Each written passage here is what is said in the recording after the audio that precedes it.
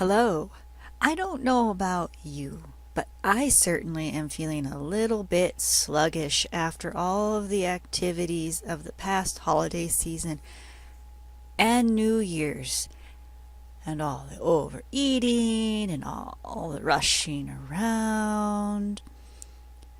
It's amazing that I got any reading done at all. With that said, I am Teresa Garcia, or Amehana Arashi, and welcome back to Ame's Bookshelf. Today I am reviewing Sophie's First Snow, written by Mandy, Leigh, and illustrated by Yufi Juliana, and I really hope I pronounced that name right. This is a children's book,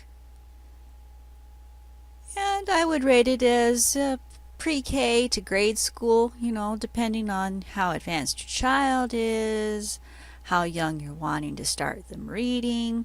It's a really cute book, and I really do like the illustrations. I very much enjoyed the style of this little story about Sophie's first experience of snow. The book is done in a rhyming fashion, but it does take a little bit to pick up the beats. If you're looking for a cross of poetry and story to enjoy on a cold winter night with your young ones, this might be it. The feel is very different from Dr. Seuss's rhyming style, and I am currently still at a loss as to who to compare it with.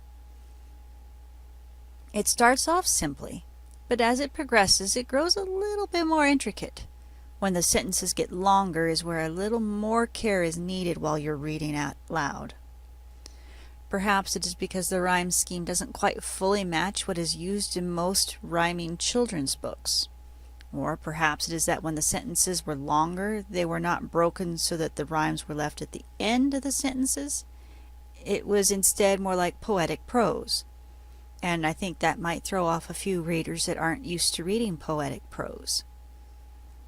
But it might not, too. And, it's great because kids need to be exposed to a lot more poetry than just the really simple stuff that they're used to seeing.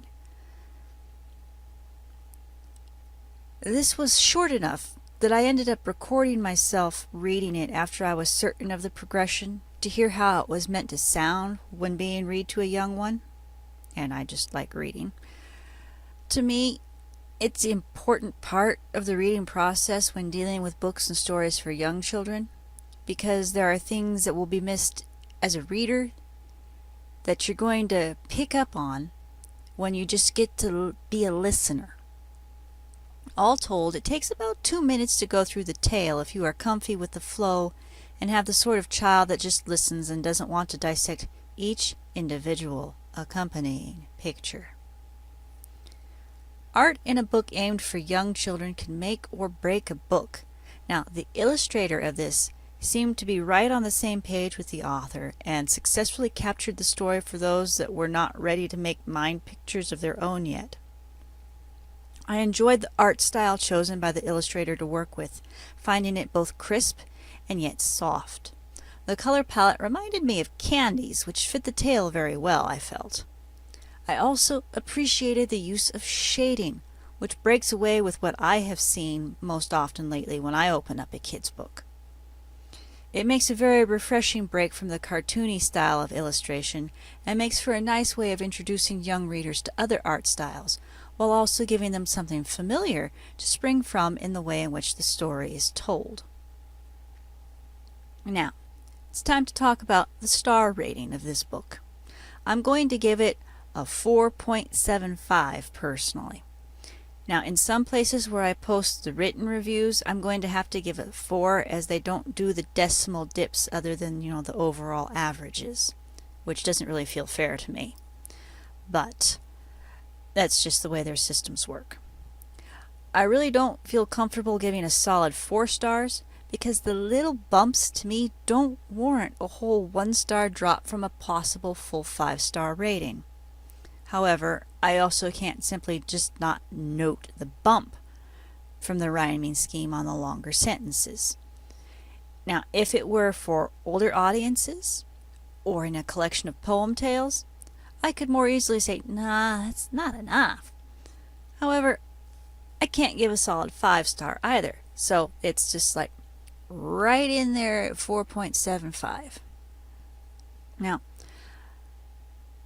there is a little bit of the book that I would like to play the recording of, so I'm going to have to edit this and put those in at the end because FaceRig still can't handle what I want to do with the external audio yet.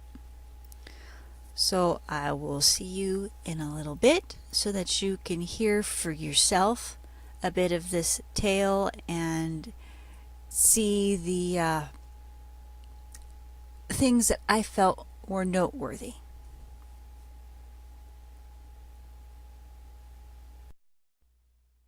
Sophie's First Snow by Mandy, Leigh.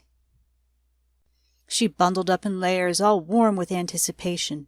Her mommy joined her without hesitation. Her big, bright blue eyes gleamed with wonder of how it would go. This was Sophie's first snow.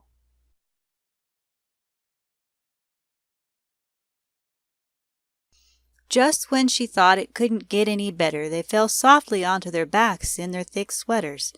They moved their arms to and fro and giggled with delight. They stood up and admired the snow angels they had made. Oh, what a sight! So those were the examples from the book that I felt that I should point out. I did one where it was in the easy to read area, and then one where most people looked like they were going to be tripping a bit to me.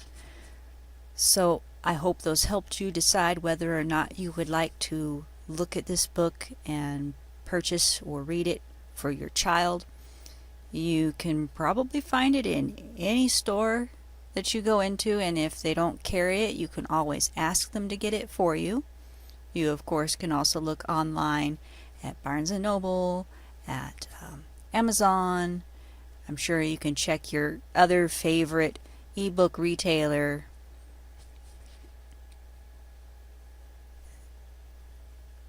If you have liked this review or liked any of my other reviews or videos, please do consider liking, subscribing, possibly becoming a patron. If you can't do a monthly patronage, you can also do one-time patronages.